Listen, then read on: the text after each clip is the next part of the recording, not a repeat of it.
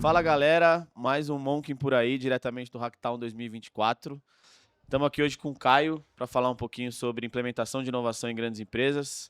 Caio, prazer ter você aqui. Queria que você se apresentasse um pouquinho, falasse um pouquinho da sua jornada, o que você tem feito. Prazer. Show! Poxa, primeiro, obrigado pela Monk a todos, pelo convite. Sou Caio Santos, sou especialista de inovação na Porto. Tenho 16 anos de Porto Seguro e ajudei na implementação de vários projetos, um deles a Oxigênio Aceleradora, que é uma aceleradora de startups na Porto. Então, acho que vai ser um papo bem legal aí para a gente falar de bastante assunto, né? Bastante coisa de Open Innovation, empreendedorismo. A gente tem bastante coisa para a gente conversar aí, Caio. Perfeito. Vou só fazer um agradecimento antes para a nossa patrocinadora, que é a Move Locadora, uma locadora de equipamentos audiovisual. Valeu, pessoal, tá montada a estrutura aqui graças a vocês. Muito obrigado. E vamos lá, Caio, eu queria começar esse papo falando contigo sobre os desafios de implementar inovação em uma grande empresa. A gente sabe que uma corporação tradicional tem as suas tradicionalidades, né, tem as suas quadradices, digamos assim, né, tem as suas dificuldades de disrupção. Então, eu queria que você falasse um pouquinho como é que você ajudou a Porto nesse processo, como que você tem ajudado e quais são os processos que você tem feito. Ótimo. Caio, é o seguinte, para você implantar uma gestão de inovação numa grande empresa, começar todo esse período, eu acho que é algo que é cultura, né? Para você implementar uma gestão de inovação, ela demanda de uma cultura. Então, é algo que demora muito tempo, né? Você começa a colher no início, você vai conseguir ver resultado lá na frente, né? Quando eu entrei na Porto, eu entrei para assumir uma caixinha de sugestões, né? Aquelas sugestões que você coloca a ideia, coloca no papelzinho numa urna. Isso existia na Porto desde 1987. Então, no início eu não dava muita importância, falava, mas para quê? Uma caixinha de ideia que todo mundo vê. Conforme o tempo for passando, eu fui entendendo todo o cenário e vendo que isso fazia parte da cultura da empresa. Uma empresa que escuta o funcionário, uma empresa que dá uma abertura para o funcionário dar uma sugestão, dar uma ideia. Então, essa cultura começou lá atrás, né? Desde o início da empresa, mesmo uma empresa com mais de 80 anos, né? Então, eu acho que um dos primeiros passos para você implementar uma gestão de cultura de inovação dentro da sua empresa é trabalhar primeiro uma gestão do conteúdo, uma gestão da marca, você trabalhar um conceito, né, de inovação dentro dos funcionários, você fazer com que todo mundo entenda a inovação como um processo do dia a dia, né? Como o lançamento de um produto, como que a pessoa faz para dar uma ideia e a empresa escutar, né? Bom, acho que a palavra que define tudo isso daqui é uma cultura de inovação. A partir do momento que a empresa tem isso muito bem estabelecido, eu acho que a partir daí ela começa a criar vários outros elos onde você consegue criar novos programas, novas iniciativas, né? E aí eu acho que o negócio é só guinar. Mas é importante, uma cultura de inovação não é feita em um mês, um ano, 2 anos. É algo que é momentâneo, é vivo. Sempre tem que alimentar para sempre criando novas oportunidades e desafios. Perfeito. A gente conversa muito com o pessoal de inovação aqui na Monk, né, com grandes corporações, e a gente ouve muito a parte das lideranças, né, da importância das lideranças criarem esse ambiente próspero para que essa cultura de inovação ela se mantenha viva e ela continue andando. Como que você vê a importância real dessas lideranças dentro do processo de inovação para que a inovação na empresa consiga caminhar de uma forma realmente positiva, de uma forma longeva e consiga ser implementada de uma forma legal? Perfeito. Bom, eu acho que quando eu comecei a criar, né, programas de gestão de inovação, eu sempre via um pilar, as pessoas, eu desenhava um triângulo, né? E eu falava nesse triângulo, vamos dividir esse triângulo em três, né? Onde eu tenho a prioridade no meio, eu tenho a alta gestão, né? No meio eu tenho a gestão e embaixo eu tenho os funcionários, né? Como que eu faço para dentro de uma pirâmide, eu conseguir consumir para que todo mundo consiga trabalhar e entender o que é inovação? Um primeiro ponto do que eu fiz era o quê? Eu preciso estimular a alta gestão, preciso ter um primeiro passo, preciso ter um patrocínio bom. Em cima desse patrocínio, eu consigo estimular a base e o meio dessa base, que seria a gestão, né? coordenadores, gerentes, empreendedores, eles vão ser estimulados pela alta gestão. Então, eu consegui fazer um funil de um modo diferente, né? Onde eu estimulo o meu patrocinador, para que meu patrocinador estimule os seus gerentes, coordenadores e gestão, e os funcionários automaticamente já estavam inflados com essa palavrinha inovação, com essa cultura. Eu acredito muito nessa proximidade, né, da gestão com os seus funcionários, né? A gestão, talvez ela não vai conseguir inovar, porque quem vai inovar é sempre a ponta, né? O papel dela é estimular, né? Fazer com que as pessoas acreditem que aquilo vai dar certo, escutar as pessoas, tentar trazer novas tendências para a equipe, estimulando sua equipe para sua equipe criar cada vez mais, né? Então, é um processo que é vivo e é super importante, mas todo o elo dessa pirâmide tem que estar envolvido, desde a alta gestão, da média e a base da pirâmide. Perfeito. Eu acredito muito também que se a inovação não começar pelas pessoas, a empresa não vai conseguir ter uma implementação de sucesso. Perfeito, Não perfeito. adianta ter todas as tecnologias, todas as coisas mais modernas e não ter uma empresa engajada e querendo realmente inovar com seus funcionários, né? Agora, falando um pouquinho da parte ali de resultados, né? A gente sabe que nem sempre os processos de inovação geram um resultado rápido e não geram um resultado esperado como em todas as outras áreas da empresa. Como que é o desafio de conseguir gerir esse resultado que às vezes não é o esperado pelas grandes lideranças e qual que é o processo que você busca fazer para melhorar esses resultados? Ótimo. Resultado na inovação, acho que todas as empresas têm essa mentalidade, né, que demora um pouquinho. Seja o que você for implantar, né? Vou dar um exemplo no nosso dia a dia, que acho que fica um pouco mais fácil. A gente abriu uma aceleradora de startups, né? Só que com o intuito de aprender o que as startups faziam para tentar agregar para os nossos produtos. Eu vejo muitas empresas abrindo programas de inovação e pensando que do dia para a noite ele vai conseguir ter algum tipo de resultados. Startups, naturalmente, uma média dos Estados Unidos ela tem aí de 8 a 10 anos para começar a guinar. Tá? Só para você ter uma ideia, de 8 a 10 anos nos Estados Unidos. No Brasil, que a gente sabe que às vezes tem uma estabilidade política, tem uma estabilidade momentânea, né? Uma ideia muito boa hoje, amanhã ela pode mudar. A gente demora de 10 a 12 anos para uma startup conseguir guinar, né? Então, a gente abriu a Oxigênio Aceleradora não pensando num resultado imediato, né? A gente abriu no intuito de aprender com essas startups, ver o que a gente conseguia agregar para os nossos produtos, para os nossos negócios, né? E funcionou muito bem, né? A gente começou no início com o intuito de investir numa startup para tentar, no final, pegar um equity. Não é o nosso modelo de negócio. Nosso modelo de negócio hoje, eu invisto em startups, eu não dou investimento, não pego um equity, é uma aceleração de equity free. Só que eu visualizo de trazer a tecnologia dela para dentro do meu negócio, não visando basicamente no lucro inicialmente. Esse lucro ele pode vir lá na frente, né? Num produto que eu viso lançar daqui a alguns anos, né? Então, se a gente tiver essa visão muito clara, não é um negócio momentâneo, é igual a cultura. Eu não vou conseguir colher isso agora, eu vou conseguir colher isso daqui a um tempo, né? Então, se as empresas conseguirem seguir o mesmo conceito da cultura de inovação, como que você estabelece uma cultura de um dia para a noite? Não dá. É a mesma coisa do retorno. Como é que você traz um retorno de um dia? Esquece, né? Você vai conseguir talvez conseguir trazer isso um tempo lá na frente, né? Dependendo de um produto, um negócio, uma tendência que você começa a estudar agora e lá na frente você consegue ter algum tipo de resultado. Massa.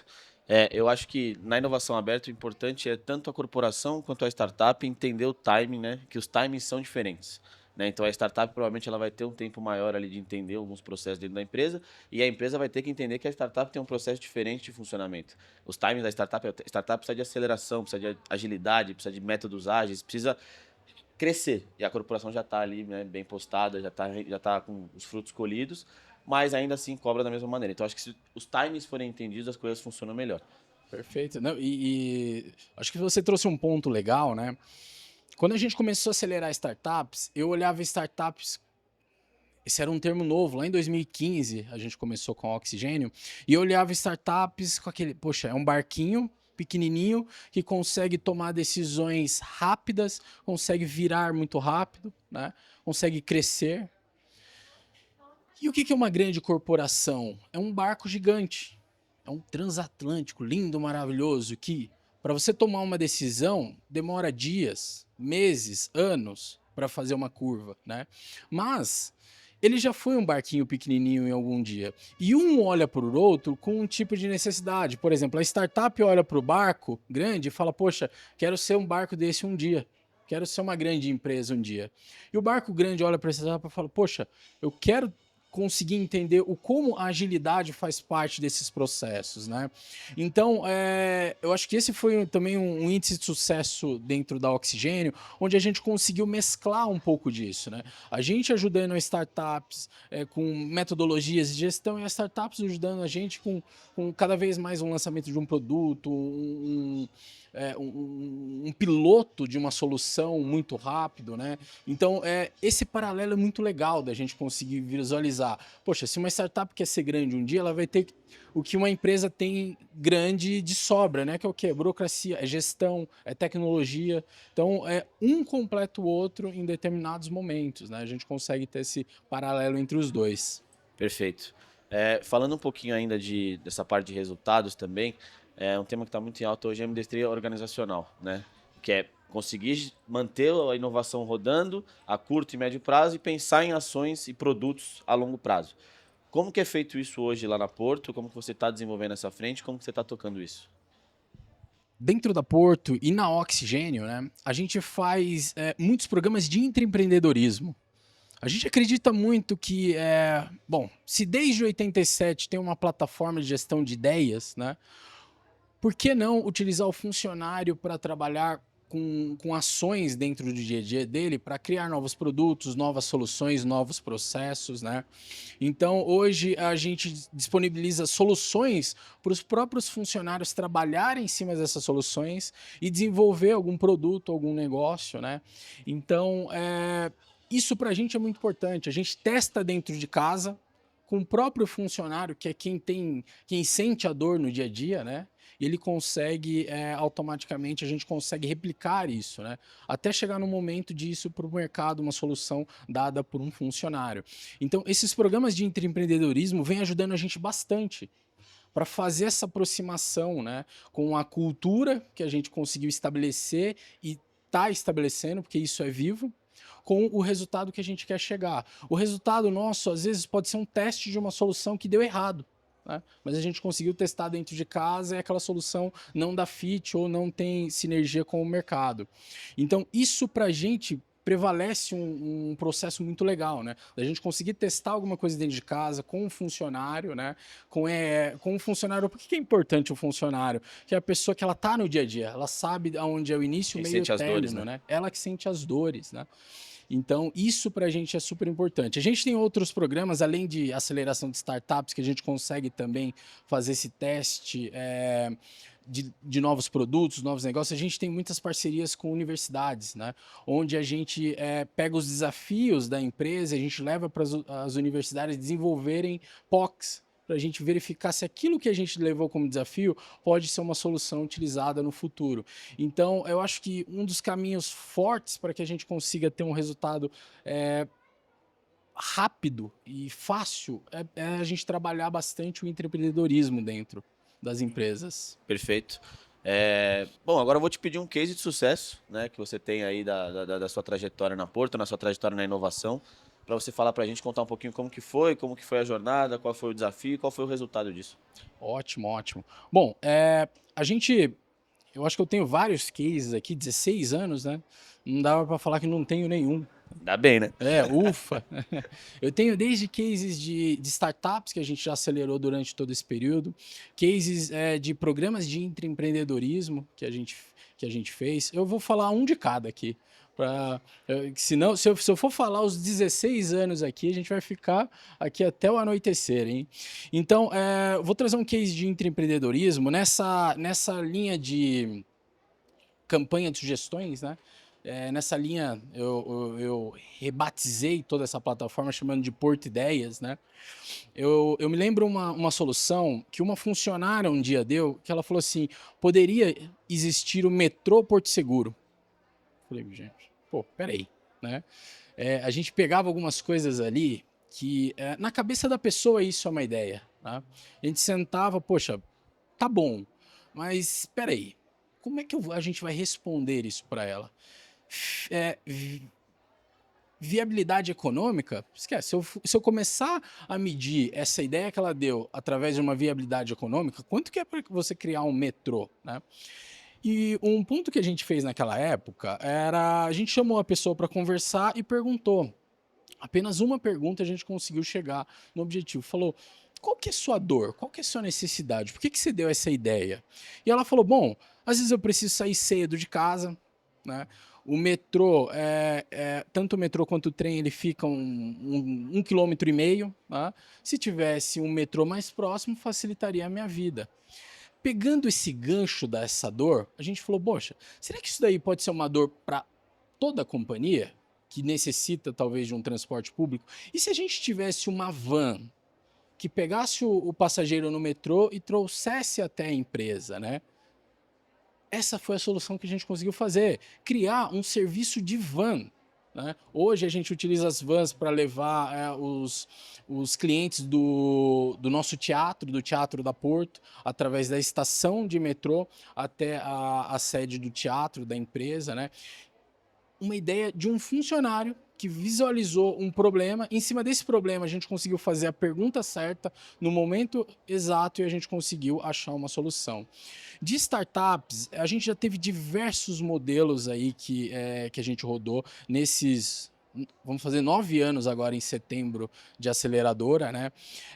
A gente já teve startups que deram certo, startups que morreram, né, por diversos sentidos.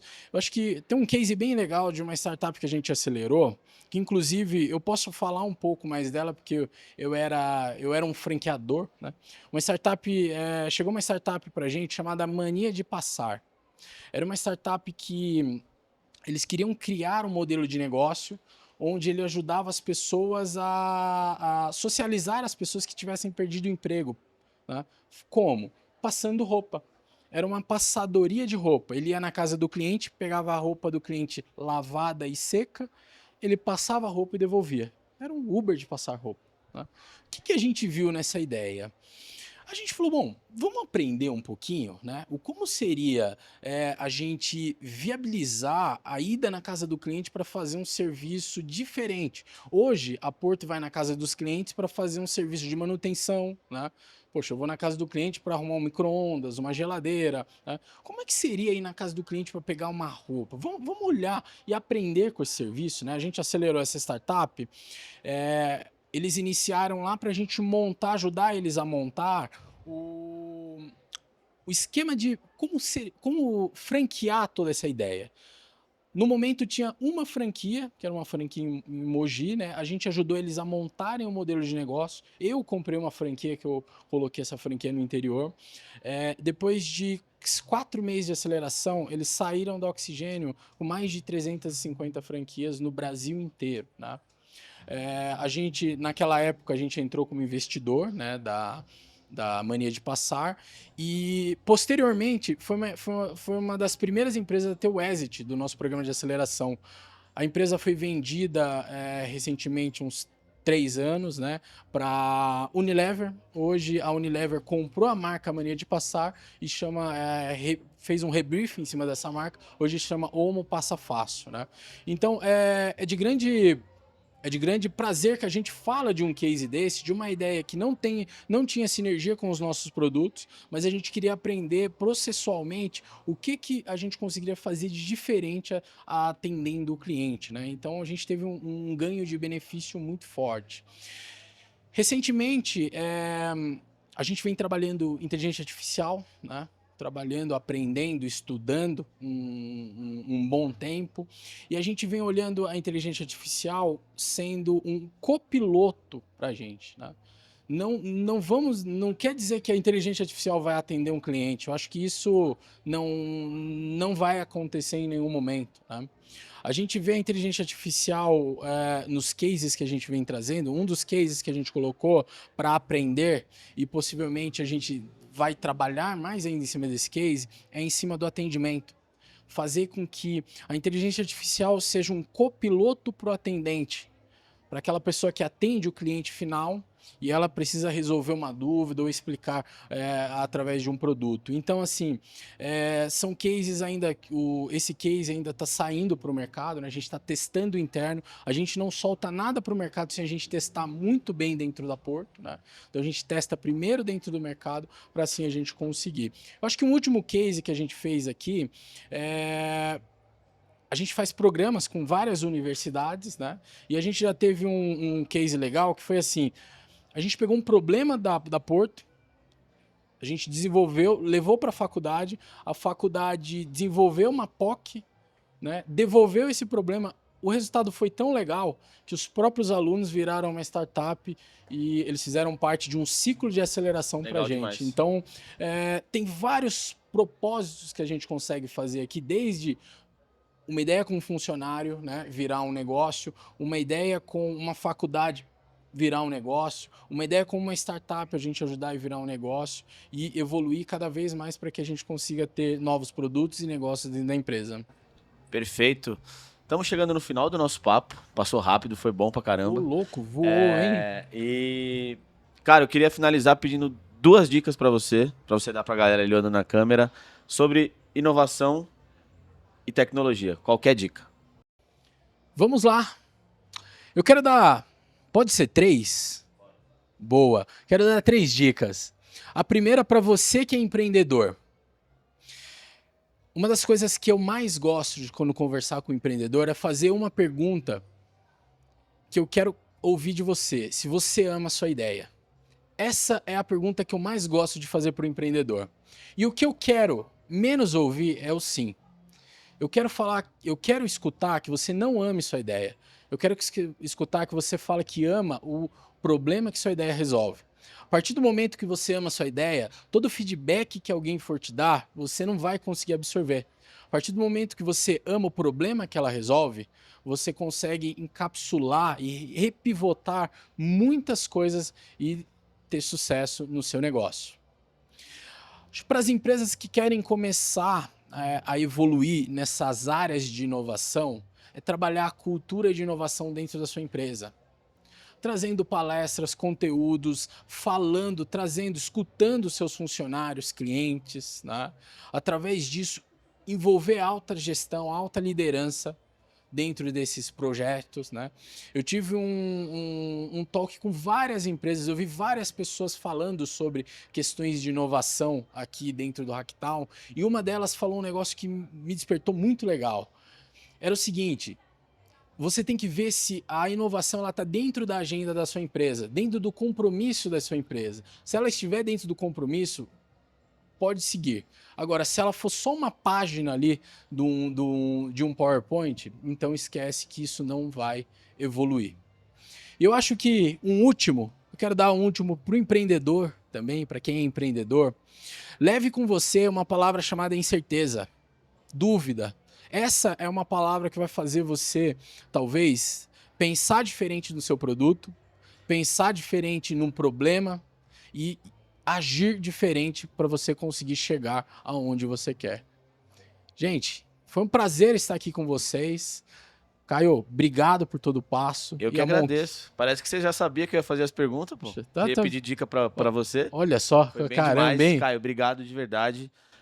Foi um prazer ter esse papo com você. E nos reencontramos aí nos eventos da vida. Valeu. Muito obrigado. Obrigado, gente. Valeu. Abraço.